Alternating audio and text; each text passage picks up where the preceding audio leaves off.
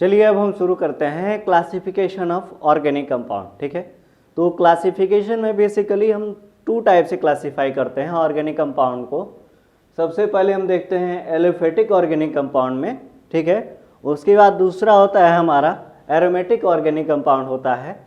जो आपका जो एलिफेटिक ऑर्गेनिक कंपाउंड होता है, जिसको हम हिंदी में कहते हैं एलिफेटिक या विपरीत श्रृंखला कहते हैं, जो हमारा ओपन चेन होता है। और दूसरा होता है हमारा एरोमेटिक ऑर्गेनिक कंपाउंड, जिसको हम कहते हैं सक्रिय या समृद्ध श्रृंखला कहते हैं।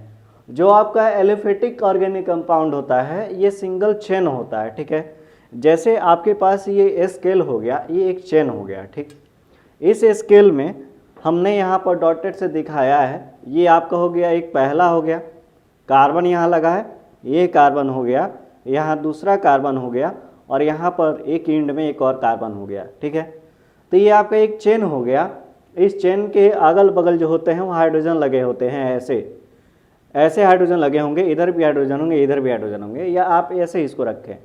ये नीचे में हाइड्रोजन होगा, ये बॉन्ड होता है। ये आप समझ लें कि जो इसकी नोकी है ये इसका लोन पेयर इलेक्ट्रॉन है, और नीचे वाला जो है ये भी लोन पेयर इलेक्ट्रॉन है। ऐसे बंद होता है, ऐसे अटैच होता है, फिर ऊपर में अटैच होगा, इधर अटैच होगा, यहाँ अटैच होगा, एक ओपन चेन में हो गया। ठीक है, तो इसको हम कहते हैं एलोफेटिक ऑर्गेनिक कंपाउंड। और दूसरा होता है हमारा एरोमेटिक। तो ये एरोमेटिक ऑर्गेनिक कंपाउंड में जो हमारा क्लोज चेन हो गया, ये आपके पास कार्ड है। ठीक है, यहाँ पर है हमारे पास डब्बा है। इस डब्बे में यहाँ पर एक जो कॉर्नर होगा, ये आपका, ये ध्यान से देखें, ये जो कॉर्नर हो गया, इस कॉर्नर पर कार्बन होंगे, यहाँ कार्बन होंगे, यहाँ कार्बन होंगे, और यहाँ कार्बन होंगे। ये जो एंड हो गया ये होता है आपका एरोमेटिक में आ जाता है। यानी इसको हम और भी कह सकते हैं एलिसाइक्लिक कंपाउंड भी कह सकते हैं। जो हमारा होता है ऐसे साइक्लिक हेक्सेन होता है, जो साइक्लोहेक्सेन होता है वो आपका ऐसा एग्जाम्पल होता है। ठीक है, अभी हम बताएंगे उसके बारे में। तो जो आपका एलोफेटिक ऑर्गेनिक कंपाउंड होता है, जो आपका विपरीत श्रृंखला होती है, ठीक है, एक सिंगल चेन होता है। और आपका एरोमेटिक कंपाउंड में सिंगल क्लोज्ड होता है, ये बंद होता है।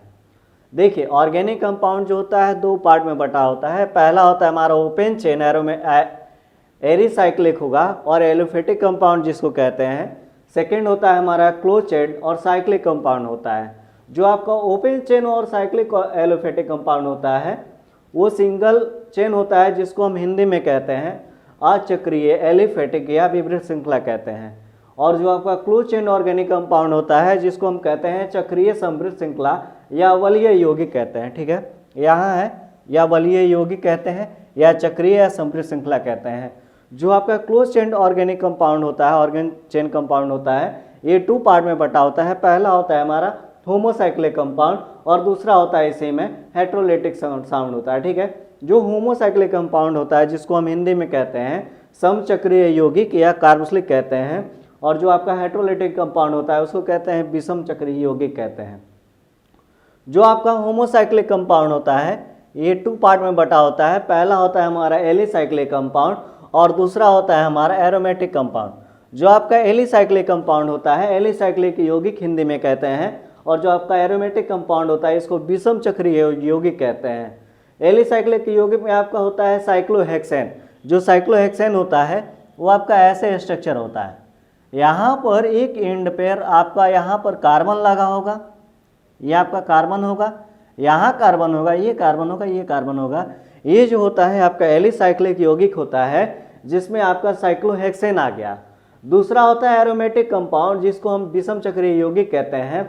अगर जो इस फंक्शन को, इस बेंजीन रिंग पर कोई फंक्शनल ग्रुप आ जाता है तो आपका होता है विषम चक्रीय यौगिक होता है। देखिए, जो आपका क्लोज चेन होता है होमोसाइक्लिक के बारे में देख लिए हम। अब हम देखते हैं हेट्रोलिटिक कंपाउंड के बारे में, जो आपका क्लोज चेन का ही टाइप होता है। ये पहले होता है बेंजोइक होता है, जिसमें बेंजीन रिंग के बारे में पढ़ते हैं। और दूसरा होता है नॉन बेंजोइक में, जैसे कि अलग आपका अलग अलग चीज़ आ जाती है, पिरिडीन, ये सब आ जाएगा। ये होता है आपका हेट्रोलिटिक कंपाउंड के बारे में। तो यहाँ तक आप समझें कि इसका जो क्लासिफिकेशन हम देख लिए ऑर्गेनिक केमिस्ट्री का। जो हमारा नेक्स्ट टॉपिक होगा वो होगा आपका IUPAC सिस्टम देखेंगे, रूल देखेंगे, ऑर्गेनिक कंपाउंड का कैसा रूल है। ये क्लासिफिकेशन हो गया ऑर्गेनिक कंपाउंड का। अब समझते हैं IUPAC सिस्टम के बारे में ऑर्गेनिक कंपाउंड का।